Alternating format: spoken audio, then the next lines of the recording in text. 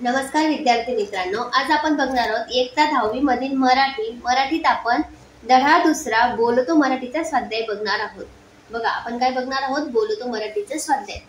त्यामध्ये तुम्हाला पहिला प्रश्न दिलेला आहे, आकृत्या पूर्ण करा। बघा, पहिली आकृती आहे, तुम्हाला अशा प्रकारची आकृती दिली जाईल। इकडे असे दोन बाण दिले जातील, इकडे एक बाण, इकडे एक बाण। आणि आकृतीमध्ये तुम्हाला काय विचारलेलं आहे? भाषा वापरताना अर्थाचा अनर्थ टाळण्यासाठी आवश्यक उपाय।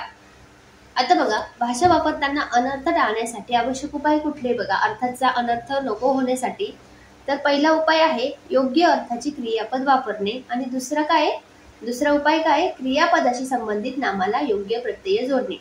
बघा, नामाला योग्य प्रत्यय जोडणे, प्रत्यय म्हणजे काय? ला, वर, चा, चे हे काय झाले? प्रत्यय। क्रियापदाच्या संबंधित नामाला योग्य प्रत्यय जोडणे हे काय झालं? भाषा वापरताना अर्थाचा अनर्थ टाळण्यासाठी आवश्यक उपाय। आता बघूया दुसरी आकृती। बघा, दुसऱ्या आकृतीत सुद्धा तुम्हाला काय दिलेले आहे? मराठी भाषेची श्रीमंती। आता मराठी भाषेची श्रीमंती कशामुळे? आपल्याला पाठात दिलेले बघा, मराठी रंगाचे शब्द प्रयोग आणि मराठी वाक्प्रचार यामुळे काय आहे? मराठी भाषेची श्रीमंती। बघूया पुढचा प्रश्न। पुढे काय दिलेले? बघा, शब्दांची उत्पत्ती शोधण्याचे फायदे लिहा। तुम्हाला अशी आकृती दिली, त्यामध्ये तुम्हाला काय सांगितलेलं आहे? शब्दांची उत्पत्ती शोधण्याचे फायदे। तुम्ही 1, 2, 3, 4 असं करून सुद्धा लिहू शकता, नंबरिंग देऊन सुद्धा तुम्ही लिहू शकता, ठीक आहे। आता त्यामध्ये पहिली बघा काय आहे? पहिला फायदा काय? भाषेतली गंमत जाणून घेता येते। दुसरा फायदा, आपल्याकडून भाषिक चुका होत नाही। तिसरं, शब्द मनात पक्का रुजतो। बघा, चौथा फायदा, खूप नवीन माहिती मिळते। आणि पाचवा फायदा, शब्दांची पाळीमुळे किती दूरवर पसरलेली असतात हे कळते। हे काय झालं मग? शब्दांची उत्पत्ती शोधण्याचे फायदे। आता बघूया आपला पुढचा प्रश्न। बघा, प्रश्न क्रमांक 3 तुम्हाला काय म्हटलेले? पाठाच्या आधारे खालील चौकटी पूर्ण करा। पाठाच्या आधारे म्हणजे तुम्हाला धडा वाचायचा आहे। त्यामध्ये बघा काय सांगितलेलं आहे? पहिलं, मराठी भाषेची खास शैली। आता मराठी भाषेची खास शैली कशामुळे आहे? तर वाक्यप्रचारामुळे आहे। पुढे, मराठी भाषेला लेखिकेने दिलेली उपमा। आता बघा, मराठी भाषेला लेखिकेने कोणती उपमा दिली? हवेची दिलेली आहे, म्हणून इथे काय करायचंय? हवा। लेखिका काय म्हणते की मराठी भाषा कशासारखी आहे? हवेसारखी आहे। मग लेखिकेने मराठी भाषेला कशाची उपमा दिली? हवा। नंतर बघा, शब्दांचा अर्थ जाणून घेण्याचे साधन। शब्दकोश आपण काय म्हणत असतो? आपल्याला एखादा शब्द बघा, जर त्याचा अर्थ माहित नसेल तर आपण डिक्शनरी ओपन करतो। डिक्शनरीलाच मराठीत काय बोललं जातं? मग शब्दकोश। शब्दांचा अर्थ जाणून घेण्याचे साधन काय? मग शब्दकोश। आता बघा पुढे चौथा प्रश्न काय दिलेला आहे तुम्हाला? गटात न बसणारा शब्द ओळखून चौकटी पूर्ण करा। गटात न बसणारा शब्द, तुम्हाला असे शब्द दिले जातील, त्यापैकी काही 3 शब्द हे सारख्या अर्थाचे असतील आणि एखादा शब्द तुम्हाला वेगळ्या अर्थाचा असेल, तर तो काय आहे? गटात न बसणारा शब्द। आता पहिले ह्याच्यात बघितलं बघा, ऐट, डोल, रुबाब आणि चैन। आता ऐट, डोल, रुबाब हे काय? सारख्या अर्थाचे शब्द आहे। चैन वेगळा आहे, म्हणून आपण काय केलं? गटात न बसणारा शब्द कुठला झाला? मग चैन। त्याच पद्धतीने दुसरं बघा, कपाळ, हस्त, ललाट, भाळ यापैकी गटात न बसणारा शब्द हस्त म्हणजे काय? हात। पुढे बघा, विनोद, नवल, आश्चर्य, विस्मय यामध्ये विनोद हा काय झाला? वेगळ्या अर्थाचा शब्द आहे, म्हणून तो काय झाला? गटात न बसणारा शब्द। पुढे बघा, संपत्ती, संपदा, कांता, दौलत यामध्ये गटात न बसणारा शब्द येतो कांता, ठीक आहे। म्हणून आपण इथे चौकटीत काय लिहिलं? कांता। पुढे प्रख्यात, प्रज्ञा, नामांकित, प्रसिद्ध। आता आपल्याला माहिती, प्रख्यात, नामांकित, प्रसिद्ध हे काय? सारख्या अर्थाचे शब्द आहेत। प्रज्ञा हा वेगळ्या अर्थाचा शब्द असल्यामुळे तो काय झाला? गटात न बसणारा शब्द झाला। आता बघूया पुढचा प्रश्न।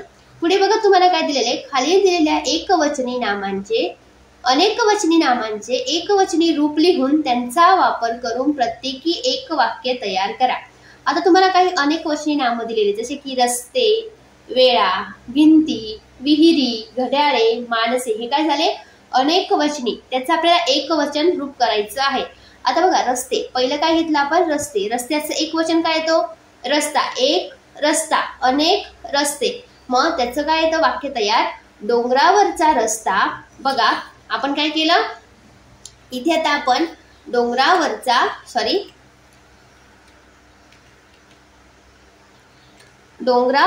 रस्ता केलं का नाही? इथे अंडरलाईन करायची आहे। डोंगरावरचा रस्ता काय आहे? वळणदार आहे, ठीक आहे। पुढे बघा काय आपलं? वेळा, आणि त्याचं एकवचनी रूप येतं वेळ। एक वेळ, अनेक वेळा एक वेळा अनेक वेळा. आता त्याचं वाक्य काय आलं बघा, परीक्षेची वेळ जवळ आली. म्हणजेच आपण वेळ हा शब्द वापरून काय केलं, वाक्य तयार केलं. बघा त्यामध्ये काय आहे, परीक्षेची वेळ जवळ आली. आता बघा पुढे काय आहे, भिंती. 4 भिंती, एक भिंत. म्हणजे काय, भिंती अनेक वचनी, त्याचे एक वचन काय येतं, भिंत. आपण वाक्य काय तयार केलं, रंग लावलेली भिंत छान दिसते. बघा वाक्य एकदम छोटे छोटे केलेले आहेत. तुम्ही वेगळंही वाक्य तयार करू शकता. तुमच्या मनात जर आलं की हे वाक्य लिहायचं, तुम्ही ते शब्द वापरून ते वाक्य तयार करू शकतात. मग रंग लावलेली भिंत, भिंतला आपण काय केलं, अंडरलाईन. ठीक आहे, भिंत छान दिसते. आता पुढे बघितलं, पुढे आपल्याला काय दिलेले बघा, विहिरी. विहिरीचं हे काय, एक वचन विहीर. विहिरीचं एक वचन विहीर. मग आमची विहीर खूप खोल आहे. आमची विहीर खूप खोल आहे. तुम्ही असं पण म्हणू शकता, आमची विहीर खूप लांब आहे. ठीक आहे, तुम्हाला किंवा आमच्या विहिरीत पाणी नाही. आमच्या विहिरीत खूप पाणी आहे. म्हणजे तुम्हाला काय करायचे, फक्त शब्द वापरायचा आहे. तर आपण काय वाक्य तयार केलं, आमची विहीर खूप खोल आहे. तुम्हाला फक्त अनेक वचनचं काय करायचे, एक वचन तयार करून वाक्य लिहायचं आहे. आता बघा, घड्याळे. घड्याळ, एक घड्याळ, अनेक घड्याळे. आता त्याचं वाक्य काय, बाबांनी मला नवीन घड्याळ आणले. बाबांनी मला नवीन घड्याळ आणले. आपण घड्याळ वापरलं की नाही, त्याच्या खाली आपण अंडरलाईन करूया. बघा पुढचं काय, माणसे. नंतर त्याचं एक वचन काय येतं, माणूस. माणसेचं एक वचन येतं, माणूस. पावसात एकही माणूस घराबाहेर पडला नाही. त्याचं वाक्य तयार काय केलं आपण, पावसात एकही माणूस घराबाहेर पडला नाही. मग आपण काय करूया, माणूस या शब्दाला अंडरलाईन करूया. समजलं. मग एक वचनाचं अनेक वचन वापरून तुम्हाला वाक्य कसं तयार करायचं आहे. बघा पुढचा प्रश्न, पुढे काय दिलेले, खालील शब्द समूहाबद्दल एक शब्द लिहा. शब्द समूहाबद्दल एक शब्द. आता पसरवलेली खोटी बातमी, तिला काय म्हणत असतो आपण, अफवा. ज्याला मरण नाही असा अमर. समाजाची सेवा करणारा समाजसेवक. संपादन करणारा संपादक. हे अतिशय सोपं आहे, तुम्हाला जमेल. आता बघूया पुढे काय म्हटलेले, स्वमत. स्वमत म्हणजे तुम्हाला तुमचं मत मांडायचं आहे. बघा त्यामध्ये पहिला प्रश्न आहे, तुम्ही शहाणे आहात. या वाक्यातील शहाणे या शब्दाच्या अर्थछटा पूर्ण करा.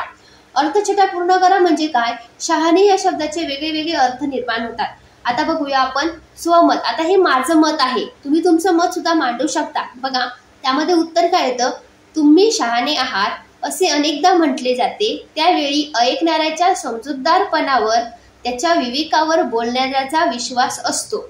आई आपल्या मुलाला, बाळा तू शहाणा आहेस असं म्हणते, तेव्हा तिच्या मनात आपल्या मुलाबद्दल अशी खात्री असते, आपला मुलगा विवेकी आहे, तो वाईट वागणार नाही, इतरांना दुःख देणार नाही असा तिला विश्वास असतो. कधी कधी या उद्गारातून आई आपल्या मुलामध्ये चांगुलपणाचा भाव निर्माण करीत असते. मात्र प्रत्येक वेळेला तुम्ही शहाणे आहात या वाक्याचा असा सरळ, प्रांजल व निष्कपट अर्थ असतोच असे नाही. काही व्यक्ती मुळातच लबाड असतात, चूक लपवण्यासाठी बुद्धीचा दुरुपयोग करतात. कधी कधी तर काही माणसांना खरोखरच साधी सोपी गोष्टही कळत नाही. कितीही समजावून सांगितले तरी त्यांना ते समजत नाही. मग त्यांना तुम्ही शहाणे आहात असे ऐकावे लागते.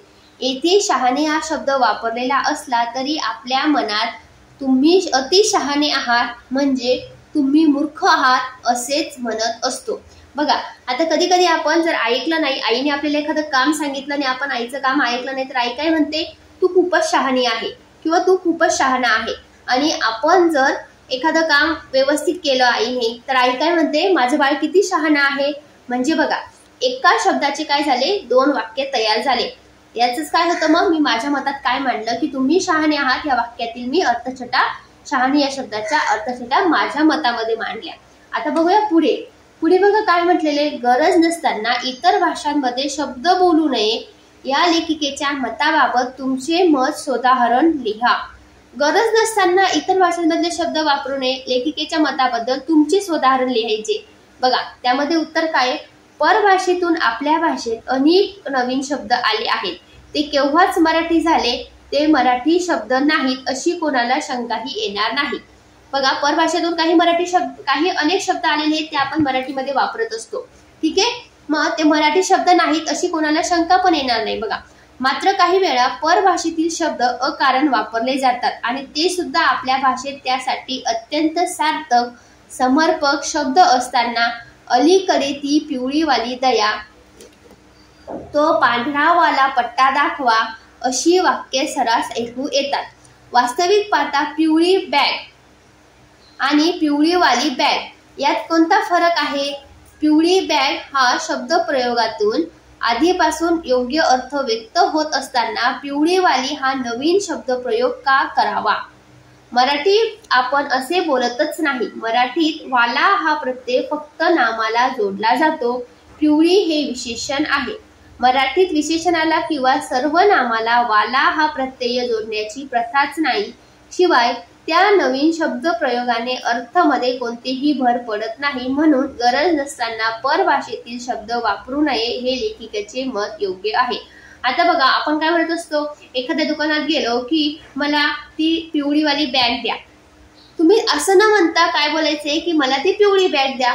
आता बघा, मला ती पिवळीवाली बॅग द्या आणि मला ती पिवळी बॅग द्या, अर्थ तर सारखेच झाले की नाही. पण वाली हा आपण प्रत्यय जोडत नाही, विशेषणाला प्रत्यय जोडत नाही. तर म्हणून काय म्हटलेले लेखिकेने, परभाषेतून आलेले शब्द आपण गरज नसताना बोलू नये. ठीक आहे. आता बघूया पुढचा.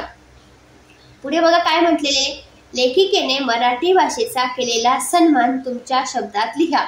मराठी भाषेच्या लेखिकेने जो काही सन्मान केलाय तो आपल्याला आपल्या शब्दात लिहायचा आहे. बघा, लेखिकांनी मराठी भाषेला श्रीमंत म्हटले आहे. होय, मराठी श्रीमंत आहे. मला या गोष्टीचा प्रचंड अभिमान वाटतो. माझ्या भाषेकडे बारकाईने पहा. विविध ढंगाचे शब्दप्रयोग ही माझ्या भाषेची खासियत आहे. अनेकदा एकच शब्द अनेक अर्थछटा प्रकट करतो. चालणे हे साधे क्रियापद.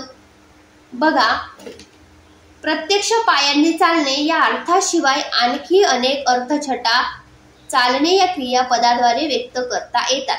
उदाहरणार्थ, लुटुलुटू चालणे, लबाडी चालणे, नोटा नाणी चालणे, एखादे तत्व चालणे, एखाद्या रीतीनुसार चालणे, घड्याळ चालणे वगैरे वगैरे.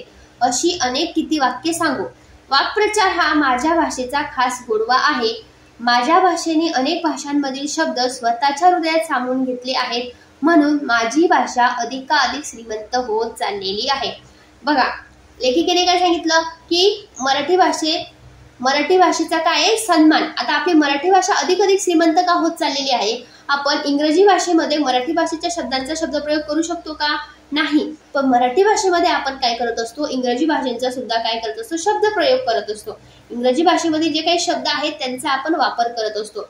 मग जेव्हा त्या शब्दांचा भर वाढवा कुठे पडत असतो, आपल्या मराठी भाषेमध्ये. आणि त्या मराठी भाषेमध्ये जेव्हा शब्दांची अधिकाधिक वाढवा होतो किंवा भर पडत जाते तर आपली मराठी भाषा काय होईल, अधिकाधिक श्रीमंत होईल. बघा, अजून एक उदाहरण दिलेलं आहे की चालणे हे क्रियापद. चालणे या क्रियापदाद्वारे लेखिकेने खूप सारे असे काय आपल्याला वाक्य सांगितलेले आहे. आपण काय म्हणतो, चालणे म्हणजे फक्त पायाने चालणे का? नाही. आपले लुटलुटू चालणे, लबाडी चालणे, आपण पैसे चालवतो, नोटा चालवतो, नाणी चालवतो, एखादी रीत चालते, घड्याळ चालते, तत्व चालते. आपण कधी कधी म्हणतो हा व्हिडिओ खूपच चालून गेला. अशा पद्धतीने चालणे या शब्दाचे अनेक आपल्याला वाक्य तयार करता येतील. हा आपल्या मराठी भाषेचा काय आहे, गोडवा आहे. ठीक आहे. बघा, अशाच आपल्या नवनवीन व्हिडिओसाठी चॅनलला लाईक करा, शेअर करा, सबस्क्राईब करा आणि आपल्या मित्रांपर्यंत व्हिडिओ नक्की पोहोचवा.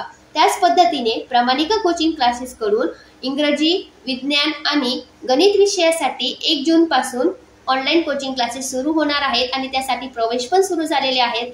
ज्या विद्यार्थ्यांना ऍडमिशन घ्यायचं असेल त्यांनी ह्या दिलेल्या नंबरवरती संपर्क साधायचा आहे. धन्यवाद.